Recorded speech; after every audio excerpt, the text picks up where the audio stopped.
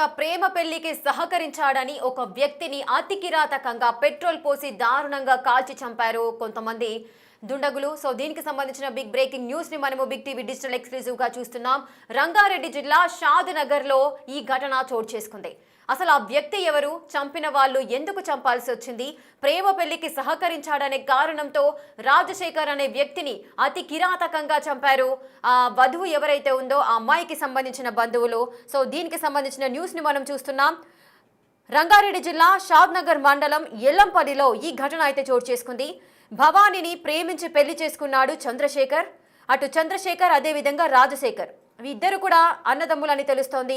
So తమ్ముడు ఎవరైతే ఉన్నారో ఆ చంద్రశేఖర్ పెళ్లికి రాజశేఖర్ సహకరించాడు అనే కోపం పెంచుకున్నారు ఆ పెళ్లి కూతురికి సంబంధించిన బంధువులు.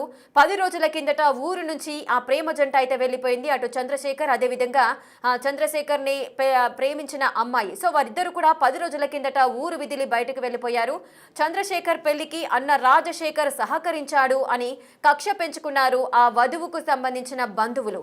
4 రోజుల కిందట మాట్లాడుకుందామని చంద్రశేఖర్ని కాకుండా రాజశేఖర్ ఎవరైతే ఉన్నారో ఆ రాజశేఖర్ని గ్రామ శివారు ప్రాంతానికైతే తీసుకువెళ్లారు 4 వ్యక్తులు. అంటే వధువుకు సంబంధించిన బంధువులు ఉన్నారో ఆ బంధువులలో 4 వ్యక్తులు రాజశేఖర్ను గ్రామ శివారు ప్రాంతానికి తీసుకెళ్లారు. నీతో కాస్త మాట్లాడాలి, ఒకసారి బయటికి రా అంటూ కూడా ఏదైతే ప్రదేశం ఉందో అనివార్య ప్రదేశం దగ్గర ఎవరూ లేని చోటికి ఆ వ్యక్తిని తీసుకొని వెళ్ళడం జరిగింది. అక్కడే ఆ 4 వ్యక్తులు కూడా రాజశేఖర్ను తీవ్రంగా కొట్టి చంపారు. కార్లో డెడ్ బాడీని తీసుకెళ్లి పెట్రోల్ పోసి తగులబెట్టారు. షాద్ నగర్ పోలీసులకు రాజశేఖర్ ఫ్యామిలీ అయితే రాజశేఖర్ కనిపించట్లేదు అని ఫిర్యాదు చేశారు. సో ఈ నేపథ్యంలోనే పోలీసులు అయితే ఆ ఫిర్యాదును నమోదు చేసుకుని దర్యాప్తు అయితే చేస్తున్నారు. అటు యువతి తండ్రితో పాటు మరికొంతమందిపై కూడా పోలీసులు ఫైల్ చేసినట్టుగా కేసు అయితే ఫైల్ చేసినట్టుగా సమాచారం అందుతోంది. అసలు రాజశేఖర్ చేసిన తప్పేంటి, తన తమ్ముడు అదేవిధంగా తమ్ముడిని ప్రేమించిన అమ్మాయి ఎవరైతే ఉందో వారిద్దరు కూడా ఒకరిను అంటే ఒకరు ఇష్టపడ్డారు. సో ఈ కులాంతర వివాహమే అతని హత్యకు దారి తీసింది అని చెప్పుకోవచ్చు. కులాంతర వివాహము ఒక వ్యక్తి ప్రాణాన్ని తీసేసింది. రంగారెడ్డి జిల్లాలో ఈ విషాదం చోటు చేసుకుంది. కులాంతర వివాహానికి సహకరించాడు తన అన్న ఎవరైతే రాజశేఖర్ ఉన్నాడో ఆ రాజశేఖర్ వల్లనే తమ కూతురు అదేవిధంగా చంద్రశేఖర్ ఇరువురు కూడా ఊరు వదిలి పారిపోయారు. ఈయన వల్లనే అది జరిగింది అంటూ కూడా కక్ష పెంచుకున్నారు రాజశేఖర్ పైన. ఇక ఆ బంధువులు ఎవరైతే ఉన్నారో 4 వ్యక్తులు రాజశేఖర్ని ఊరి శివార్లలోకి తీసుకువెళ్లడము, నీతో మాట్లాడాలి బయటికి రా అంటూ కూడా అతన్ని గ్రామ శివారు ప్రాంతాలకు తీసుకువెళ్లి అతన్ని తీవ్రంగా కొట్టి చంపారు. ఎవరికి అనుమానం రాకుండా కారులో డెడ్ బాడీని తీసుకెళ్లి అక్కడ పెట్రోల్ పోసి తగలబెట్టిన పరిస్థితి నెలకొంది. సో ఈ విషయము రాజశేఖర్ కుటుంబీకులంతా కూడా రాజశేఖర్ కనిపించట్లేదు, అసలు ఏం జరిగింది అన్న కోణంలో పోలీసులకైతే ఫిర్యాదు చేశారు. ఆ విధంగా ఈ ఘటన అయితే వెలుగులోకి వచ్చినట్టుగా సమాచారం అయితే అందుతోంది. అసలు ఏం జరిగింది, ఈ హత్య ఎప్పుడు జరిగింది, మెయిన్ రీజన్స్ ఏంటి అంటే కేవలం కులాంతర వివాహానికి సహకరించాడు అనే కారణంతోనే రాజశేఖర్ను వధువు తరఫున బంధువులు ఎవరైతే ఉన్నారో వారు ఈ విధంగా కొట్టి చంపారా, ఇంకేదైనా కారణాలు ఉన్నాయా, ఎప్పుడు జరిగింది ఈ హత్య, దీనికి సంబంధించిన పూర్తి డీటెయిల్స్ మా ప్రతినిధి అందిస్తారు. ఎస్ దేవిక, అసలు ఏం జరిగింది, రాజశేఖర్ని హతమార్చడానికి గల కారణాలేంటి, మొత్తం 4 వ్యక్తులు రాజశేఖర్ను హత్య చేశారని చెబుతున్నారు. కులాంతర వివాహం ఈ హత్యకు కారణంగా భావించవచ్చా?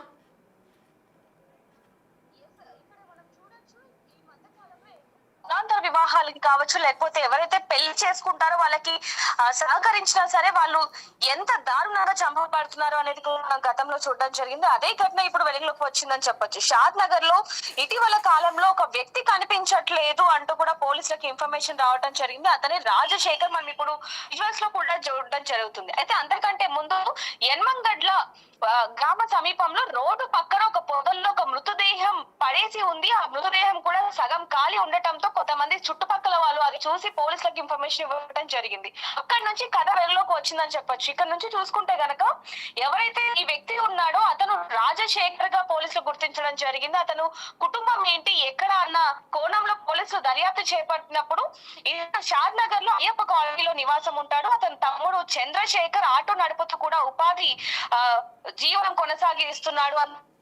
చంద్రశేఖర్ అంటే రాజశేఖర్ తమ్ముడు చంద్రశేఖర్ ఒక యువతితో ప్రేమ కొన్నేళ్లుగా వ్యవహారం ఉన్నప్పటికీ కూడా ఈ నెల 8వ తేదీన చంద్రశేఖర్ తాను ప్రేమిస్తున్న అమ్మాయితో కలిసి ఇంట్లో నుంచి వెళ్లిపోయి వివాహం చేసుకున్నాడు.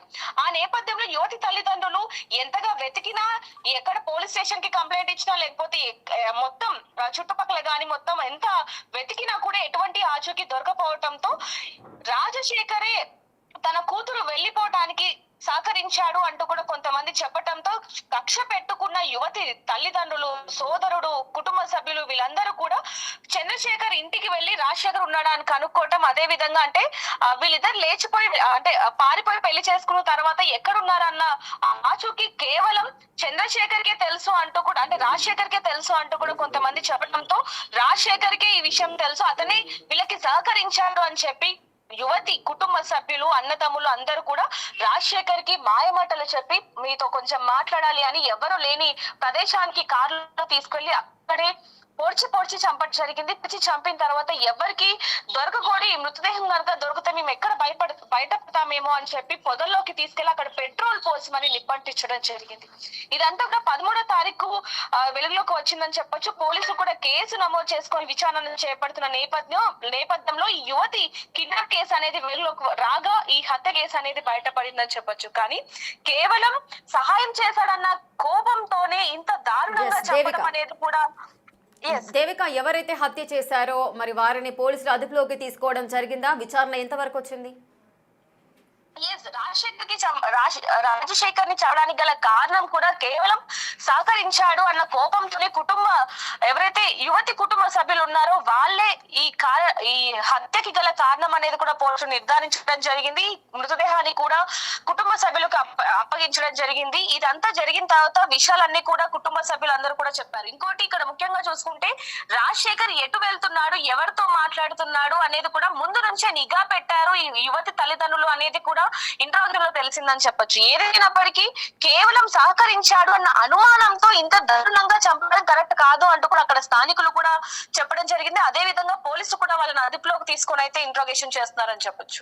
Right, thank you Devika, thanks for the details. Right, ఇక ప్రేమ పెళ్లికి సహకరించాడు అనే కోపంతో చంద్రశేఖర్ యొక్క అన్న ఎవరైతే ఉన్నారో ఆ రాజశేఖర్ పైన కక్ష పెంచుకున్నారు వధువుకు సంబంధించిన బంధువులు. అందులో 4 వ్యక్తులు మాట్లాడుకుందాము రమ్మంటూ కూడా రాజశేఖర్ని పిలవడము అదేవిధంగా గ్రామ శివారు ప్రాంతాలకి అతన్ని తీసుకువెళ్లి తీవ్రంగా కొట్టి అక్కడే చంపి ఎవరికి అనుమానం రాకుండా డెడ్ బాడీని దూర ప్రాంతానికి తీసుకెళ్లడము, పెట్రోల్ పోసి తగలబెట్టారు. సో ఇంతటి కిరాతకమైన హత్యకు పాల్పడ్డారు ఆ బంధువులు. సో దీనికి సంబంధించి పోలీసులు అయితే విచారణ అయితే కొనసాగిస్తున్నారు. మరి ఆ ఫ్యామిలీకి సంబంధించి కూడా కుటుంబ సభ్యులు ఎంతో ఆవేదనతో రోధిస్తున్న తీరు కూడా ప్రతి ఒక్కరిని కలిచివేస్తోంది. కేవలం కులాంతర వివాహానికి సహకరించాడు అనే కారణంతో ఒక వ్యక్తిని ఈ విధంగా చంపడం ఎంతవరకు న్యాయం అంటూ కూడా పలువురు విమర్శిస్తున్న తీరు కూడా మనం చూడొచ్చు. ఇక మీరు బిగ్ టీవీ స్క్రీన్ పైన చూడొచ్చు. చంద్రశేఖర్ అదేవిధంగా అతను ప్రేమించిన అమ్మాయి ఎవరైతే ఉన్నారో ఆ ఇద్దరు కూడా 10 రోజుల క్రితము ఊరు వదిలి పారిపోయారు. అదేవిధంగా పారిపోయిన తర్వాత వారు ప్రేమ పెళ్లి అయితే చేసుకున్నారు. దీనికి సహకరించాడు చంద్రశేఖర్ యొక్క అన్న రాజశేఖర్. ఆ రాజశేఖర్ ఈ విధంగా పెళ్లికి సహకరించాడు అనే కోపం పెంచుకున్నారు వధువుకు సంబంధించిన బంధువులు, తల్లిదండ్రులు. ఆ నేపథ్యంలోనే అప్పటి నుంచి అంటే 10 రోజుల నుంచి కూడా రాజశేఖర్ పైన ఒక కన్ను వేసి నిఘా పెట్టిన పరిస్థితులు నెలకొన్నాయి. అతను ఎక్కడికి వెళ్తున్నాడు, ఎవరితో మాట్లాడుతున్నాడు, ఎప్పుడు ఒంటరిగా దొరుకుతాడు, అసలు ఇతన్ని ఏ విధంగా మనం హత్య చేయాలి అనే పక్కా ప్లాన్తో వాళ్ళు సిద్ధమైనట్లుగా తెలుస్తోంది. ఆ నేపథ్యంలోనే 4 రోజుల కిందట మాట్లాడుకుందాం రా అంటూ కూడా గ్రామ శివారు ప్రాంతాలలోకి అతన్ని తీసుకువెళ్లడము, అక్కడికి అతన్ని పిలిపించడము, అక్కడే తీవ్రంగా అతన్ని కొట్టి హతమార్చడం జరిగింది. ఇక ఎవరికి అనుమానం రాకుండా అక్కడి నుంచి డెడ్ బాడీని తీసుకెళ్లి పెట్రోల్ పోసి తగలబెట్టారు. సో గుర్తు తెలియని మృతదేహం కింద మొదటగా పోలీసులు కేసు నమోదు చేశారు. అక్కడున్న గ్రామస్తులు ఆ మృతదేహాన్ని చూడటము, పోలీసులకు ఫిర్యాదు చేయడం జరిగింది. ఆ తర్వాత రాజశేఖర్ కుటుంబ సభ్యులు రాజశేఖర్ కనిపించట్లేదు అంటూ కూడా పోలీసులకు ఫిర్యాదు చేసిన నేపథ్యంలో ఈ 2 కేసులను కూడా టాలీ చేసి అసలు ఆ డెడ్ బాడీ ఎవరిది అన్న కోణంలో విచారించినప్పుడు రాజశేఖర్దే ఆ మృతదేహం అంటూ కూడా కన్ఫర్మ్ అయింది.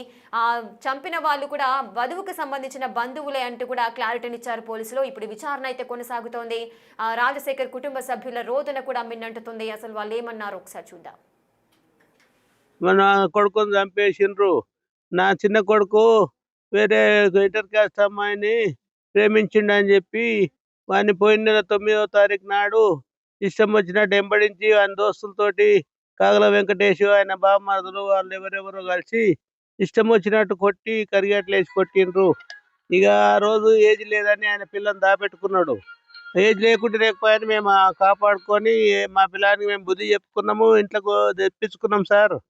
ఇక తర్వాత ఏం చేసిండ్రు, మళ్ళీ ఆ పిల్ల ఊకే ఫోన్లు చేసి మళ్ళీ పిల్లగాడిని పిలిపించుకున్నది. పిలిపించుకొని మళ్ళీ దెంకపోయినాక వాళ్ళు ఏడన్నా మళ్ళా నిజామాబాద్ అక్కడ పోయి పోలీసులు పోయి రిపోర్ట్ చేసి వాళ్ళు పెళ్లి చేసిండ్రు పోలీసు వాళ్ళు. ఈడనేమో ఏజ్ లేదన్నారు, 16 ఏళ్ళు అన్నారు. ఆడనేమో సర్టిఫికేట్లు చూసి 19 ఏళ్ళు అని చెప్పి పెళ్లి చేసిండ్రు. ఈ షాద్నగర్ పోలీసు వాళ్ళు దాపెట్టుకొని ఇప్పుడు పిల్ల తండ్రి దగ్గరికి వెళ్ళి సపోర్ట్ చేస్తున్నారు వాళ్ళు. ఇప్పుడు ఆ రోజే ఏజ్ చూసి సర్టిఫికేట్ చూడకుండా గుడ్డోళ్ళా సార్ వీళ్ళు? పోలీసు వాళ్ళు అంతా గుడ్డోళ్ళా? వాళ్ళు గమనాథం పైసలు తీసుకొని కేసులు చేస్తే ఎట్లా చేయాలి? పైసలతోటి అయితే మరి మేము ఎట్లా బతకాలి బీదోళ్ళము? ఆయనతో పైసలు ఉన్నాయి, ఆయన దిక్కు తిప్పుకున్నాడు. మరి మా దిక్కు కావాలంటే మేము ఏం చేస్తాము? మా పిల్లలను కరియాట్లు వేసి కొట్టిండ్రు, ఎక్కడంటే అక్కడ కొట్టిండ్రు. వాళ్ళ పిల్లను నా పిల్లని అదే రోజు అడిగింటే అయిపోవు కదా సార్, ఏజ్ ఉందా లేదా అని అడగకుండా అట్లా చేసి బాగా కొట్టిండ్రు. మళ్ళీ నెల అయినాక ఇక ఈ పిల్లగాడు అంతా ఫోన్ రికార్డ్ చేసిండు మా రాజశేఖర్. ఫోను ఎన్నెన్ని సార్లు చేసింది, ఆ పిల్ల ఎన్నిసార్లు చేసింది, వీడు ఎన్నిసార్లు చేసిండు అని అంతా పోలీసు వాళ్ళకు మౌనబాద్ పోలీసు వాళ్ళకి చెప్పిండు. చెప్పినాక నువ్వు హుషారున్నావు అని చెప్పి వాని మీద పగబట్టి ఆ రోజు నా జగదీష్ అనే నడిపి కొడుకును ఇంకో కొడుకు రాజశేఖర్ ఇద్దరిని దొరకపోయి రోజు నైట్ అంతా పోలీస్ స్టేషన్ నుంచి కొట్టిండ్రు. ఇక మౌందాబాద్ వాళ్ళు కొట్టిండ్రు, షాద్నగర్ వాళ్ళు కొట్టిండ్రు. మరి అసలు ఏమైంది సార్? ఆ పిల్ల ఇష్టం వచ్చింది. సరే మాకు అవసరం లేదని చెప్పి ఇద్దరం మాట్లాడుకొని నా పిల్ల దగ్గర రావద్దని నన్ను కొట్టనుండే, లేకుంటే నలుగురితో నా నోట్లు చూపియనుండే.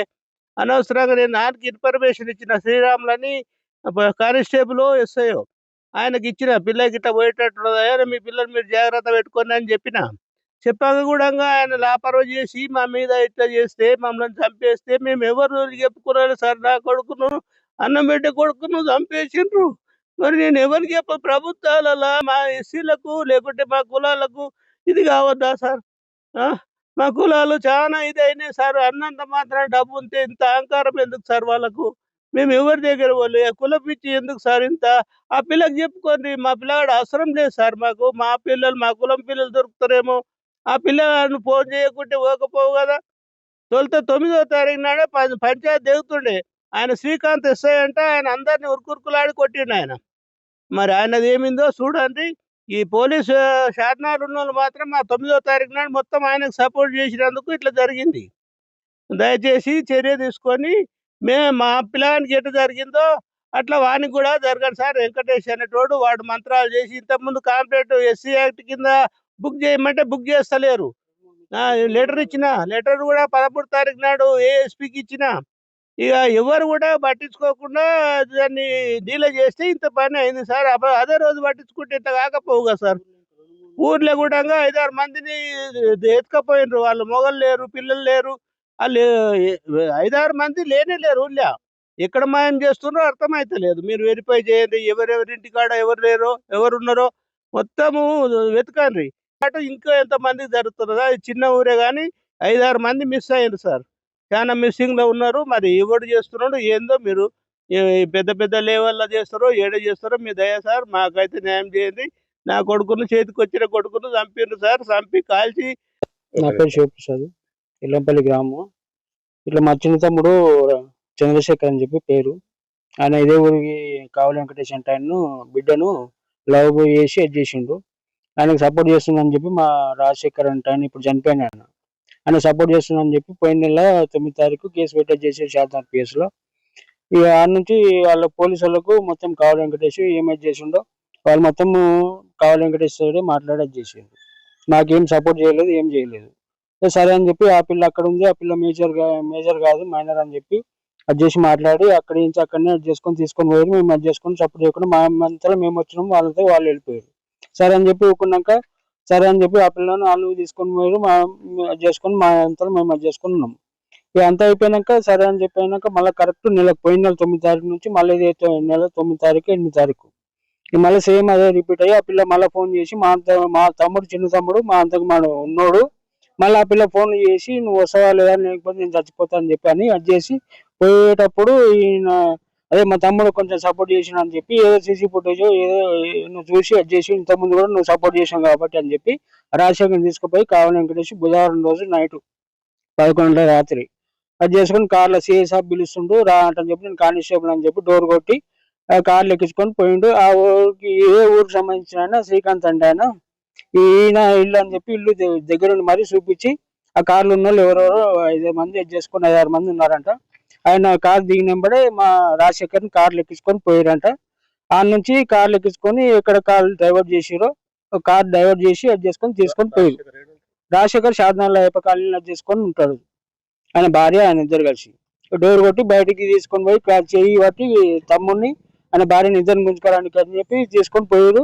ఈ కార్లు చేసుకొని పోయినాక శ్రీకాంత్ అంటే బయటికి నెట్టేసి ఆయన మాత్రం కార్లు ఎక్కించుకొని పోయి రాయకల్ టోల్గేట్ కాడ ఫోన్ పడేసారంట. ఆడిన పోలీసు వాళ్ళకి మేము అప్పటికి కంప్లైంట్ ఇచ్చి భార్యతో కంప్లైంట్ ఇప్పించినాం. మేము కూడా ఫోన్ చేసినాం పిఎస్కి 100కి ఫోన్ చేసినాం 112కి ఫోన్ చేసినాం. ఆ నుంచి మిస్సింగ్ అయినట్టు కేసు పెట్టి చేసినాం. ఆ రోజు నైట్ నుంచి లేడు.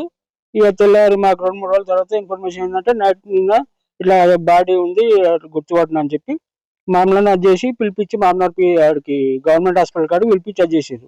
మేమేం పోలేదు. మా చెల్లెలు రాజు భార్య మాత్రం రాజశేఖర్ భార్య ఇద్దరు పోయి అది చేసి గుర్తుపట్టి ఆయన అని చెప్పి అన్నారు. ఇక మేము ఇంకా అయితే ఇప్పటికైతే ఇంకా బాడీ చూడలేదు. ఇప్పుడు పోలీసు వాళ్ళు వచ్చి తీసుకొని పోతామని చెప్పి నైట్ వచ్చి మమ్మల్ని ఇంటికాడ దింపేసి వెళ్ళిపోయారు. మా చెల్లెల వాళ్ళని మా రాజు చనిపోయిన భార్యని ఇక మేము అది చేసుకొని మధ్యలోకించి పోదామని చెప్పి అనుకుంటే ఆ మార్చి బంద్ చేసారు. ఇప్పుడు మాటలు చూడనికి వీలు కాదని చెప్పి మమ్మల్ని వెనక మళ్ళీ ఇచ్చి అది చేసారు. ఇక మేము వెనక మళ్ళీ వచ్చినాము. ఇప్పుడు పోలీసు వాళ్ళు వచ్చి మమ్మల్ని తీసుకుపోయి మళ్ళీ మా మార్చరీ ఆడికి తీసుకుపోయి పోస్ట్మార్టం చేసి ఇది చేసి పంపిస్తామని చెప్పి బాడీ కలెక్ట్ చేసుకుపోండి అని చెప్పి అన్నారు. చంద్రశేఖర్ ఏం పని చేసేవాడు? చంద్రశేఖర్ ఆటో నడిపించేటోడు సార్. ఆయన చనిపోయినా రాజశేఖర్ మెడికల్ లో పనిచేస్తుంది తిరుమల ఏజెన్సీ షాద్నగర్ లో.